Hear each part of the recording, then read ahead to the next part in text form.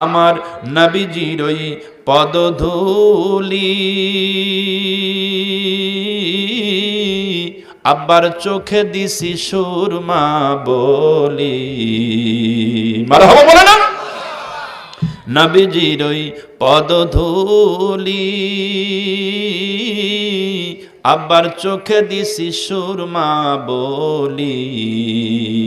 গেছে চোখের পর্দা খুলে ইশকে রব্বানা, নবীর প্রেমে পাগল যারা দোজকে জ্বলে না। জবান খুলে বলেন মারহাবা। আল্লাহ নবীজির একজন মহিলা সাহাবী, একবারে যুবতী মহিলা। আমার বন্ধুগণ, মক্কা জিন্দেগির ঘটনা। আল্লাহর নবীজি মক্কায় থাকেন, মহিলা সাহাবী যুবতী হয়ে গেছেন, নবীজির প্রেমে পাগল পারা হয়ে গেছেন। তার মনে চায় নবীজির হাতে কালিমা পড়ে তিনি মুসলমান হবেন। এই মহিলা ব্যক্তি, তার মা কাফের, তার বাবা কাফির, আব্বা এবং মা কাফের হবার কারণে তার মনে চায় তার মা বাবাকে সঙ্গে করে নিয়ে নবীজির হাতে কালিমা পড়ে মুসলমান হবেন। এই জন্য অপেক্ষায় রয়েছেন কোন দিন আল্লাহর পাক তাদেরকে কবুল করে নিবেন, মা বাবার সঙ্গে করে নিয়ে রাসূলের হাতে কালিমা পড়ে মুসলমান হয়ে যাবেন। অনেকদিন অপেক্ষা করার পরে দেখা গেল তারা কখনোই ইসলাম কবুল করে না, তাদের মনটা গলে না। আল্লাহ পাক তাদের হয়তো হিদায়াত দেন নাই। আমার বন্ধুগণ, এই মেয়েটির বাবা এবং মা ইসলাম কবুল করে না। ইতিমধ্যেই আল্লাহ নবীজি আল্লাহ পাকের অর্ডারে হিজরত করে মদিনায় তিনি চলে গেলেন। আল্লাহ নবীজি হিজরত করে যখন মদিনায় চলে গেছেন, এই মহিলা সাহাবী মনে আর মানে না, রাসূলের প্রেমে বিরহে পাগল পারা হয়ে গেছে। কোন সময় আল্লাহর নবীর হাতে কালিমা পড়বে, এই চিন্তায় মহিলা সাহাবী পাগল পারা হয়ে গেলেন। আমার প্রিয় বন্ধুগণ, গভীর মনোযোগ দিয়া দেন। আল্লাহ নবীর মহিলা সাহাবী রাসূলের হাতে কালিমা পড়বেন, মুসলমান হবেন, এই টেনশন করে হঠাৎ একদিন রাত্রে বেলায় আর তারা মনে মানে নাই, তার মনটা পাগল হয়ে গেছে। কোন সময় রাসূলুল্লাহর হাতে সে কালিমা পড়ে মুসলমান হবেন, এই মুসলমান হবার জন্য মহিলা সাহাবী পাগল পারা হয়ে গেছে। আমার নবীজির সাহাবী একদিন রাত্রে বেলায় মা বাবা ঘুমিয়ে যাচ্ছেন, সে মনে মনে চিন্তা করলো আজকে যা হয় হবে। মা যখন ঘুমিয়ে পড়বে, বাবা যখন ঘুমিয়ে পড়বে, মায়ের চোখ বাবার চোখটা ফাঁকি দিয়া মরুভূমি পাড়ি দিয়া রাসূলুল্লাহর দরবারে গিয়ে আমি রাসূলের হাতে কালিমা পড়ে মুসলমান হয়ে যাব। এই চিন্তা করেছেন মেয়েটি। এই চিন্তা করি তার রুমের ভিতরে সে অপেক্ষায় রয়েছেন। কোন সময় মা ঘুমিয়ে পড়ে, কোন সময় বাবা ঘুমিয়ে পড়ে। আমার প্রিয় বন্ধুগণ, মা ঘুমিয়ে পড়েছেন, বাবাও ঘুমিয়ে পড়েছেন। যখনই মা বাবা ঘুমিয়ে পড়লেন, ইতিমধ্যেই মেয়েটি ঘর থেকে বের হয়ে পড়লেন। বের হয়ে সোজাসুজি মরুভূমি পাড়ি দিয়া রাসূলুল্লাহর বাড়ি পর্যন্ত পৌঁছে গেছে। রাসূলুল্লাহর বাড়ির কাছে এসে আল্লাহর নবীজির ঘরের দরজায় টোকা দিয়া বলতেছেন, ইয়া রাসূলুল্লাহ, ইয়া রাসূলুল্লাহ বলে যখন ডাক দিল, আল্লাহর নবী গভীর রাত হঠাৎ করে বুঝতে পারলেন একজন যুবতী মহিলার কণ্ঠ পাওয়া যায়। নবীজি বড় টেনশনে পড়ে গেলেন। এই এত রাতে একজন যুবতী মহিলার কণ্ঠ শোনা যায়, কে কি হলো, বিপদ হলো কিনা, মুসিবত হলো কিনা। আল্লাহর নবীজি দরজাটা খুলে দিলেন। দরজাটা খুলে দিয়ে দেখতেছেন একজন অবলা সুন্দরী যুবতী মহিলা দাঁড়ায় আছেন।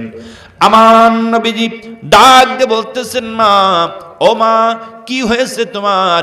এত রাত্রে কেন আমাকে নবী নবী বলে ডাক দাও? কি হয়েছে তোমার? কি বলতে চাও? তাড়াতাড়ি করে বলো।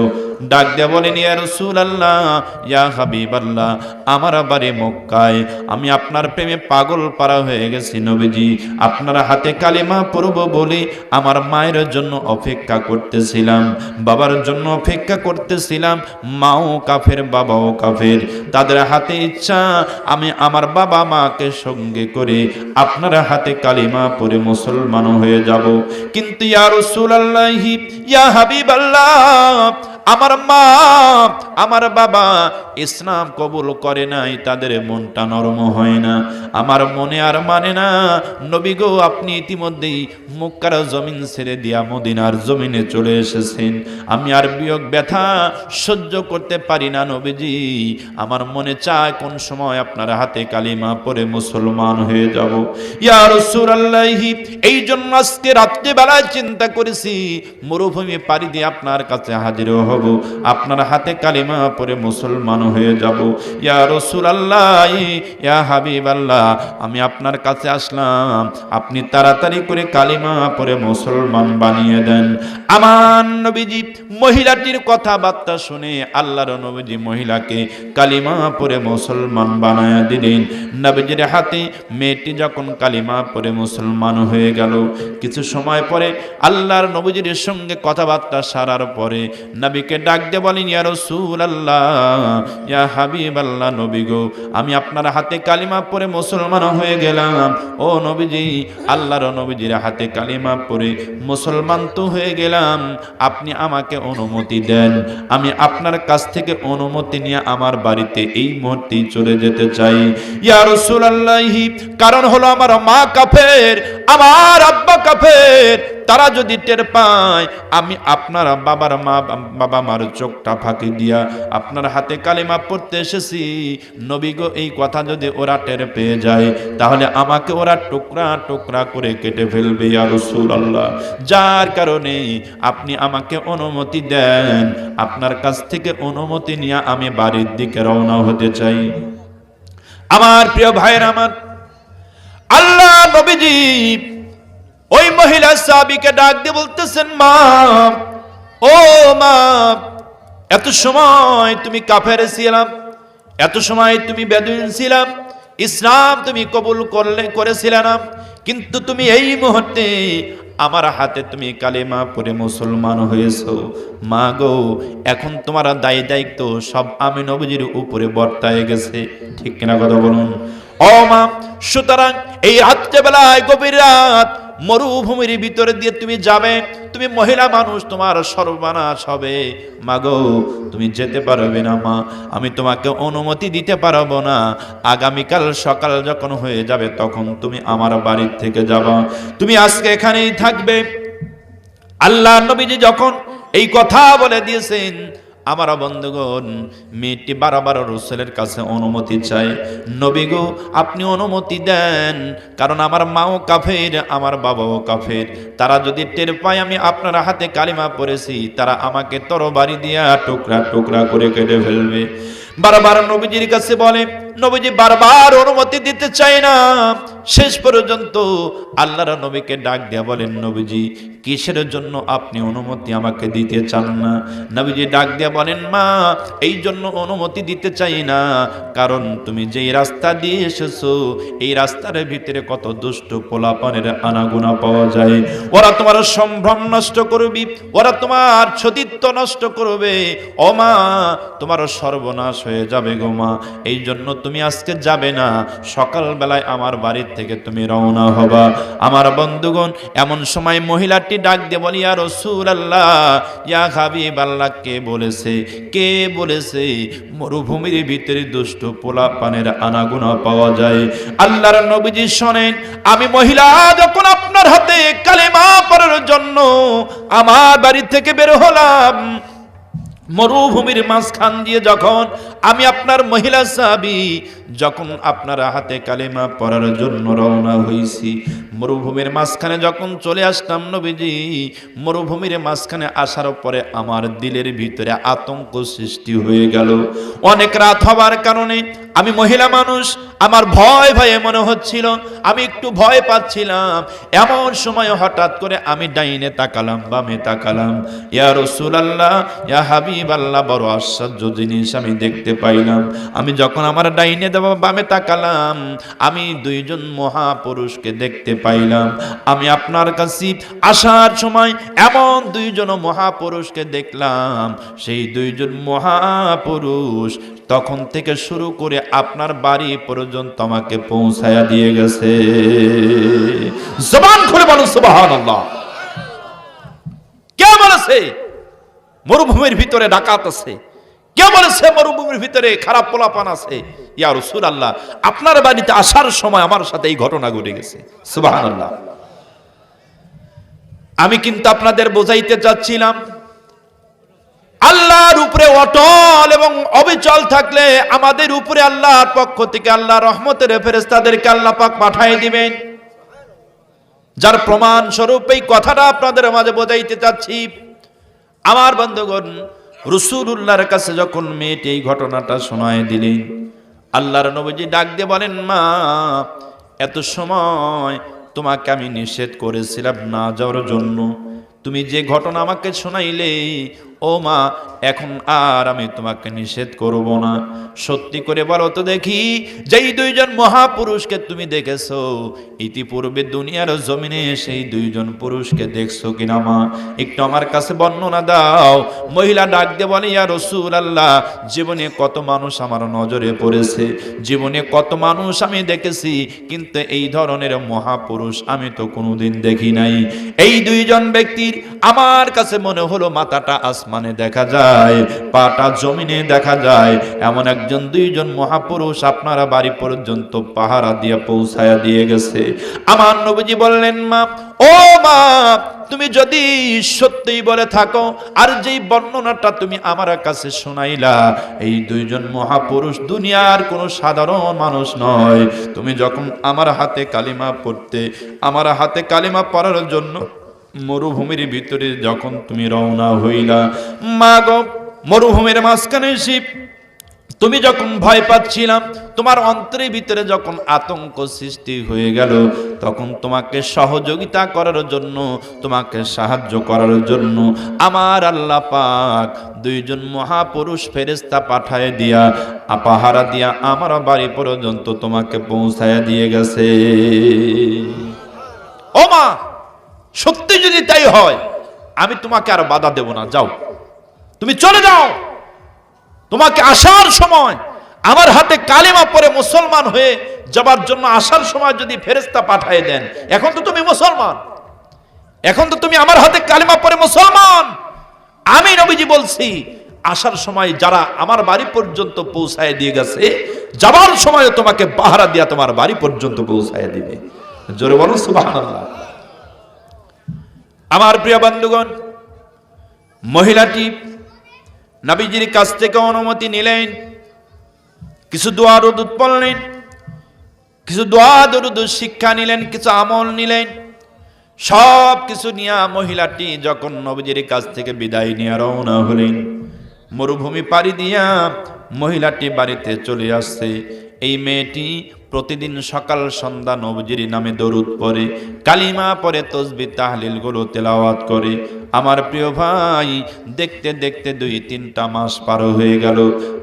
মহিলাটির সঙ্গে নবীজির আর কোনোদিন সাক্ষাৎ হয় না। 3টা মাস পার হয়ে গেছে। এই মহিলাটি নবীজির সঙ্গে সাক্ষাৎ করার জন্য মনটা পাগল পারা হয়ে গেছে, কোন সময় সে নবীজিকে দেখবে। প্রিয় বন্ধুগণ, এই জন্য নবীজিকে দেখতে চায়। সাহাবায়ে কেরাম নবীকে দেখার জন্য পাগল পারা হয়ে থাকতেন। কারণ হলো, আহলে সুফার সদস্যদের বর্ণনার ভিতরে আসছি, আহলে সুফার সদস্যরা মসজিদে নববীতে যারা থাকতেন, প্রিয় বন্ধুগণ, অনেক সময় দেখা যাইত তাদের কাছে কোনো খাদ্য সামগ্রী কিছুই নাই। ক্ষুধার যন্ত্রণায় সাহাবায়ে কেরাম ছটফট ছটফট করতেন। তারা তখন অপেক্ষা করতেন, ক্ষুধার যন্ত্রণায় কাতর হয়ে তারা অপেক্ষা করতেন কোন সময় আল্লাহর নবী আমাদের কাছে আসবেন। আল্লাহ নবীজি যখন তাদের কাছে যাইতেন মসজিদে নববীতে, সাহাবায়ে কেরাম বর্ণনা করেছেন, আমরা ক্ষুধার যন্ত্রণায় ছটফট করতাম। এমন সময় নবীজির সোনালী চেহারার দিকে তাকাইলে আমাদের সব ক্ষুধা তৃষ্ণাগুলো আল্লাহ পাক নিবারণ করে দিতেন। আমার প্রিয় বন্ধুগণ, নবীজির সাহাবী এই মেয়েটি নবীকে দেখার জন্য মনটা পাগল পারা হয়ে গেছে। আল্লাহ নবীজি এক হাদিসের ভিতরে বর্ণনা করেছেন, কোন ব্যক্তি যদি এই দুনিয়ার জমিনে আমি রাসূলকে ঈমানের চক্ষু দিয়া তারা যদি একটা বার দেখে, আল্লাহ রসুল বলেছেন ওই ব্যক্তির জন্য দুনিয়ায় জাহান্নামের কঠিন আগুন হারাম হয়ে যাবে।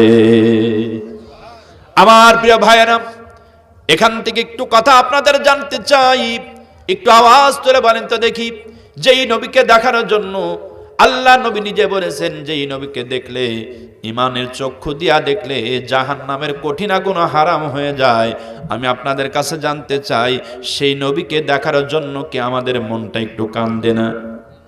সবাই বলেন কান্দে কিনা? কাদের কাদের মন কান্দে একটু হাত তুলে দেখান তো দেখি। নারে তাকবীর, জোরে আওয়াজ তুলে বলেন লিল্লাহে তাকবীর, লিল্লাহে তাকবীর।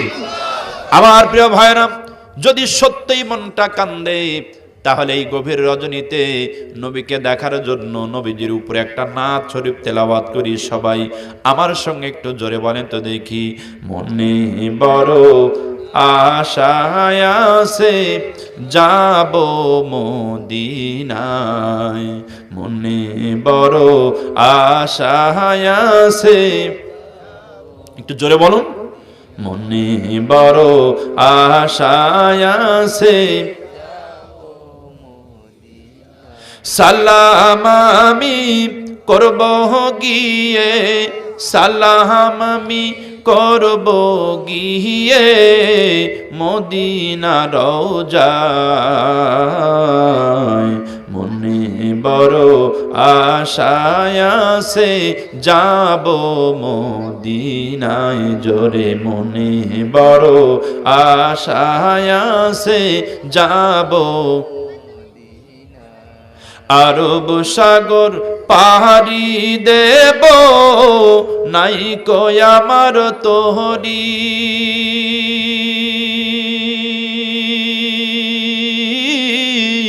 পাখি নই যে উড়ে যাব ডানাতে ভর করি। আরব সাগর পাহাড়ি দেব নাই কই আমার তোহরি, পাখি নই যে উড়ে যাব ডানাতে ভর করি। আমার আশায় আছে সম্বল নাই, আশায় আছে সম্বল নাই, করি কি উপায়, মনে বড় আশায় আছে, জোরে মনে বড় আশায় আছে। কাফেলাতে কে যাও তুমি, কে যাও বে তোরি, আমায় নাও নাও ভাই সঙ্গে নিয়ে, খানি কৃপা করি। সঙ্গে যদি না লাও মোহরে গিয়ে মদিনা,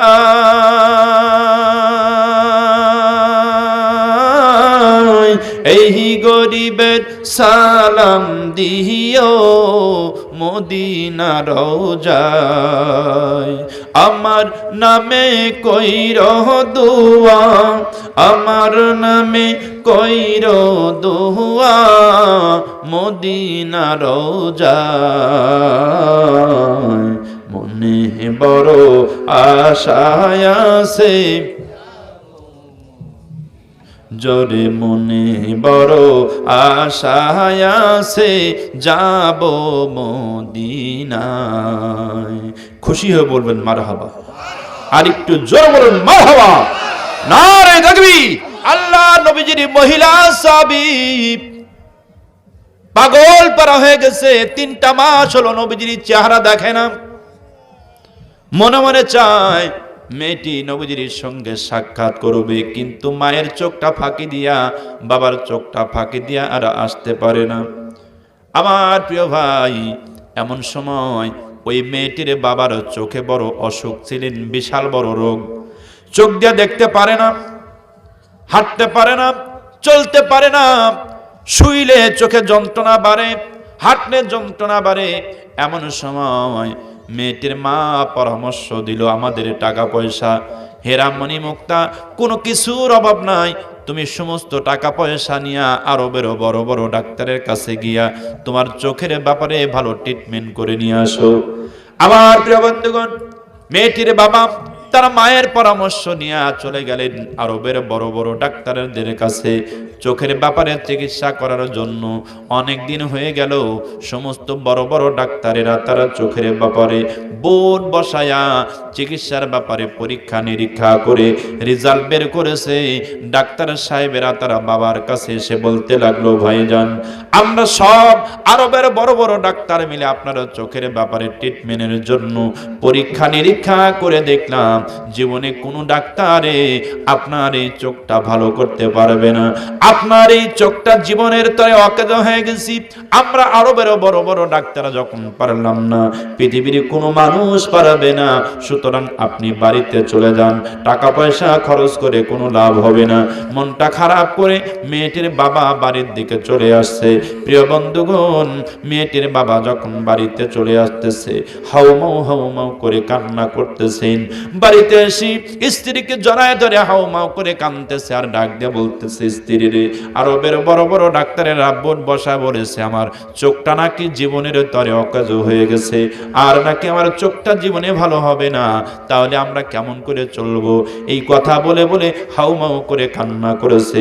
তখন ওই মেয়েটি তার ঘর থেকে দৌড়ে আসছেন। কেন বাবা কাঁদে, কেন মা কান্দে? এসে ডাক দিয়ে বলতেছেন, মা, কিসের জন্য আমার বাবা কাঁদতেছে?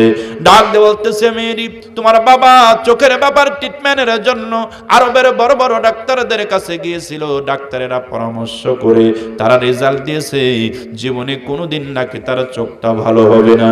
এই জন্য তোমার বাবা হাউমাউ করে কান্না করেছে।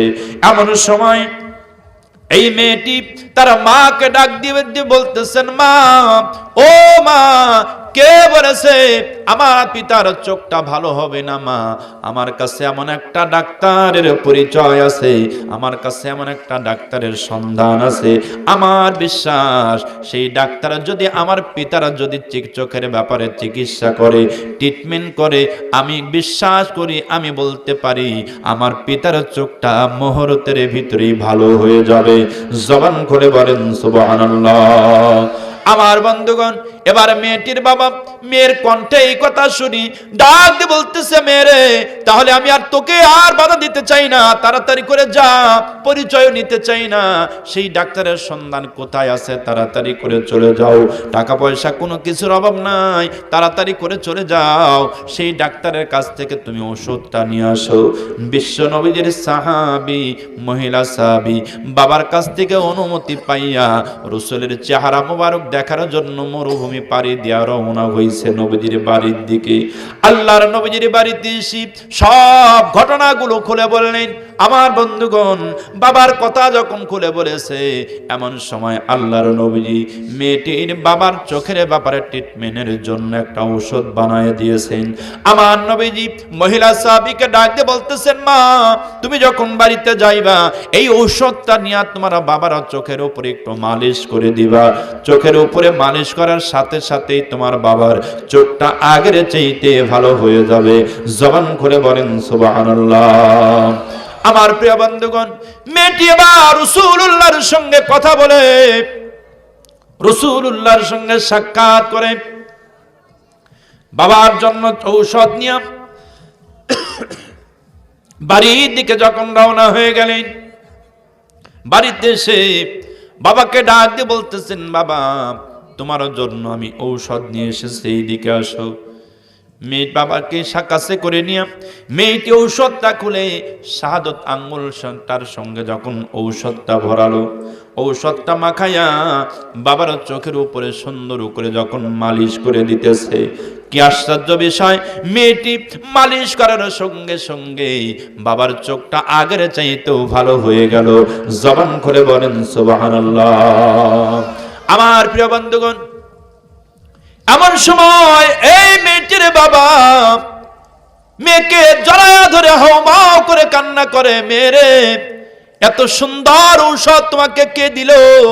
পরিচয়টা বলো। আমার টাকা পয়সা সোনা দানা কোনো কিছুর অভাব নাই, তোমাকে সঙ্গে করে নিয়ে ওই ডাক্তারের কাছে আমি যাব। ওই ডাক্তারের কাছে গিয়া আমার টাকা পয়সা কিছু দিয়া একটু সহযোগিতা করে তাকে একটু খুশি করব, পরিচয় একটু বল। আমার বন্ধুগণ দেখেন, কাফেরেরা আমার নবীকে কত নির্যাতন করেছে, নবীজির নাম শুনতে পারে নাই। কাফেরেরা কত নিষ্ঠুর হয় একটু খেয়াল করে দেখেন। আল্লাহর নবীজির মহিলা সাহাবী মনে মনে ভাবছেন, আমার পিতার মনটা হয়তো এই মন সময় নরম হয়ে গেছি, কারণ এই বিপদ থেকে আল্লাহ পাক উদ্ধার করেছেন। এই বিপদ থেকে উদ্ধার করার কারণে হয়তো পিতার মনটা নরম হয়েছে, যার কারণে মহিলা সাহাবী রাসূলুল্লাহর পরিচয় প্রদান করেছেন। মেয়েটির বাবার কাছে মেয়েটি ডাক দিয়ে বলতেছেন, আব্বা জান, আমি যেই ডাক্তারের কাছ থেকে ঔষধটা নিয়ে এসেছি সেই ডাক্তারের পরিচয়টা আপনি শুনে নেন। নবীজির সাহাবী মহিলা সাহাবী সুন্দর করে বলতেছেন, আমার নবীজির ওই পদধূলি আব্বার চোখে দিছি সুরমা বলি। মারহাবা বলে না? নবীজির ওই পদধূলি আব্বার চোখে দিছি সুরমা বলি, গেছে চোখের পর্দা খুলে ইশকে রব্বানা, নবীর প্রেমে পাগল যারা দুজকে জ্বলে না।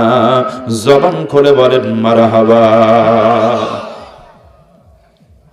আল্লাহ নবীজির সাহাবী রাসূলুল্লাহর পরিচয় যখন তার কাছে সুপ্রকাশ করে দিলেন, এই মেয়েটির বাবা সাথে সাথেই রাগান্বিত হয়ে গেলেন, মেরে এমন অন্যায় কাজ তুমি কেমন করে আমার সঙ্গে করতে পারলাম, যার কথা আমি শুনতে পারি নাই, যার কথা বললে আমার শরীরে আগুন ধরে যায়। মেরে এই ব্যক্তির পায়ের ধুলি তুমি আমার চোখের উপরে লাগাইলা, এত বড় সাহস তোমাকে কে দিল? প্রিয় বন্ধুগণ, এই কথা বলে তার মাকে ডাক দিয়ে বলেন, স্ত্রী রে, যেই হাতটা দিয়ে তোমার মেয়ে আমার চোখের উপরে মোহাম্মদের পায়ের ধুলি লাগাই দিয়েছি, ওই হাতটা আমি দুনিয়ায় রাখতে চাই না, তাড়াতাড়ি করে হাতটা টান টান করে ধরো, তরবারিখানা নিয়ে আসো। আমার প্রিয় ভাই, মা এবং বাবা দুইজন কাফের হবার কারণে নিষ্ঠুরতার পরিচয় দিয়া যেই হাতটা দিয়া নবীজির পায়ের ধুলি চোখে মাখাইছে, সেই হাতটা টান টান করে ধরে পিতা এক কোপ দিয়া হাতটা দুনিয়া থেকে বিদায় করে দিল, মেয়ের পাটা দুনিয়া থেকে বিদায় করে দিল, মেয়ের সমস্ত শরীরে রক্তরোধী হয়ে গেল। আমার প্রিয় বন্ধুগণ, রক্ত যখন বের হয়ে গেল, পিতার মনে একটু আঘাত লাগলো। মেয়ে তো আমার বন্ধুগণ তার মাকে বলতে লাগলো, তোমার মেয়েকে একটু বোঝাও, আমার তো টাকা পয়সার অভাব নাই, হাতটা কেটে দিয়েছি, তাই কি হয়েছে, এখনো সময় আছে, মুহাম্মাদের কালেমাটা ছেড়ে দেখ। মুহাম্মাদের কালেমা ছেড়ে দিলে আরবের বড় বড় ডাক্তার নিয়ে এসে তারা সুচিকিৎসা করাবো, কিন্তু মুহাম্মাদের কালেমা তাকে ছাড়তে হবে। মেয়ের মা এসে মেয়েকে বোঝায়, মেয়েরে তোমার বাবা তোমার উপরে রাগ করে এই কাজ করেছে, কি হয়েছে তাই, হাজার হাজার লক্ষ লক্ষ টাকার বিনিময়ে তোমার হাতের চিকিৎসা করা হবে, আরবের সব বড় বড় ডাক্তার এসে তোমার চিকিৎসা করবে, বিনিময়ে তুমি মুহাম্মাদের কালেমাটা ছেড়ে দাও।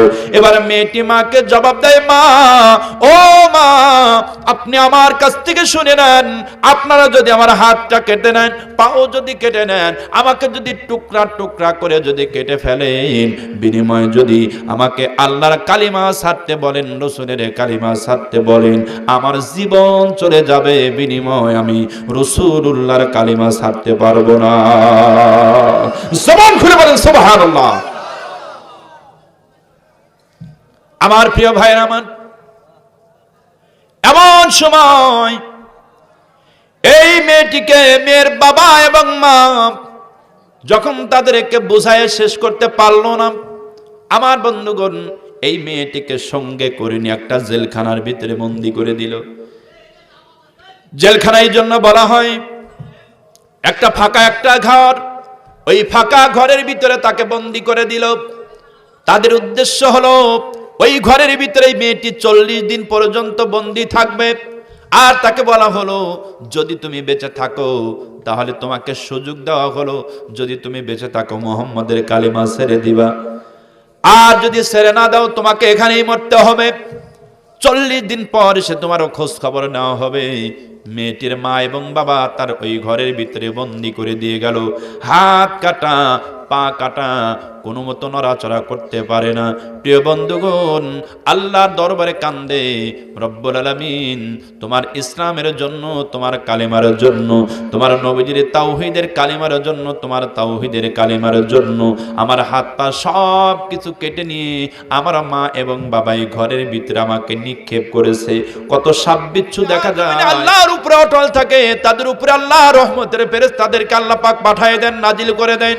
আমার বন্ধুগণ, তা এখনই প্রমাণ হয়ে যাবে। দেখেন 40 দিন পার হয়ে গেল, এইদিকে মহিলাটির মা এবং বাবা মনে মনে ভেবেছে মেয়েটি তো গলে গেছে, পচে গেছে, মরে গেছে, দুর্গন্ধ হয়ে গেছে, ওখান থেকে বের করে তাকে মাটির নিচে পুঁতে রাখতে হবে। যার কারণে আমার বন্ধুগণ সমস্ত কিছু জোগাড় করে নিয়ে দাফন করার জন্য মেয়েটির মা এবং বাবা ওই ঘরের দিকে যখন রওনা হয়, নাকের উপরে রুমাল দিয়েছে, কারণ দুর্গন্ধ বের হবে। 40 দিন পার হয়ে গেছে, মেয়েটি তো বাঁচার কথা নয়, তার কাছে খাদ্য নাই, পানি নাই, কিছুই নাই, চিকিৎসার ব্যবস্থা নাই, মেয়েটি তো বাঁচার কথা নয়। যার কারণে নাকের কাছে রুমালটা দিয়েছে, দুর্গন্ধ লাগবে বলে। আমার প্রিয় বন্ধুগণ, এই কথা ভেবে সমস্ত কিছু জোগাড় করে যখন ঘরটা, যখন তালাটা খুলে ফেললো, ঘরের ভিতরে যখন ঢুকে পড়েছে, ঘরের ভিতরে ঢুকে মেয়েটির মা এবং বাবা আশ্চর্য জিনিস দেখতে পাইলেন। মেয়েটি যেন মরে নাই, বরং মেয়েটির চতুর্পার্শ্বে আমার আল্লাহ পাক কয়েকশো রকমের ফল ফলাদি আল্লাহ পাক দিয়ে ঢেকে রেখেছেন। জোরে বলুন সুবহানাল্লাহ। আল্লাহ পাক কোরআনে বলতেছেন, ইন্নাল্লাযীনা ক্বালু রাব্বুনাল্লাহ সুম্মা ইসতাকামু তাতানাজ্জালু আলাইহিমুল মালায়েকা আল্লা তাখাফু ওয়ালা তাহজানু ওয়া আবশিরু বিল জান্নাতিল্লাতী কুনতুম তুআদুন। প্রিয় বন্ধুগণ, ওই সময় আল্লাহ রহমতের ফেরেশতা আমাদের কাছে নাজিল হয়, ওরা এসে আমাদের বলতে থাকে, ও আল্লাহর বান্দারা ভয় করো না, ও আল্লাহর বান্দা বান্দিগুলো টেনশন করো না, ওয়া আবশিরু সুসংবাদ নাও বিল জান্নাতিল্লাতী কুনতুম তুআদুন, সেই জান্নাতের সুসংবাদ শুনে তোমরা খুশি হয়ে যাও, যেই জান্নাতের ওয়াদা আমার আল্লাহ পাক করেছেন। জোরে বলেন সুবহানাল্লাহ।